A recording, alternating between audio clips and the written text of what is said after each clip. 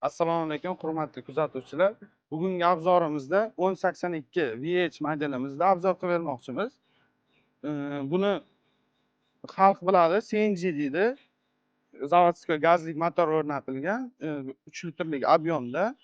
Metan baklari ikkita bo'ladi. Bittasi 145 litr, ikkinchisi 200 litr. Jami 345 litr bo'ladi. Undan tashqari benzin bak ham qo'yib ketilgan. 15 litrlik benzin baki ham bor.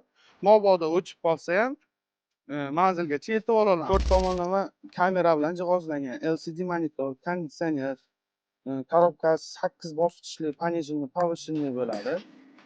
Tormozlari воздушный ABS'li, dorni rejimlari ham mavjud. Ko'rib turishingiz mumkin. Gaz qoldig'ini ham tabloda ham ko'rsatib turadi. Undan tashqari cruise control bilan ham jihozlangan va haydovchi o'rindig'i pnevmo sideniya bo'ladi. Kelinglar, mana bitta bir tomonida 200 litrlik baki bo'ladi. Undan tashqari benzin baki, boya aytganimdek 15 litrlik benzin baklari. Va kuzov o'lchamlari 19.4 kuba hajmga ega.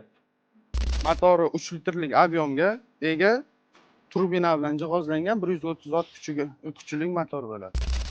Agar bu mashinani xarid qilish istagida bo'lsangiz, Termiz Fafa saloniga tashrif buyuring. Biz sizlarni kutib qolamiz.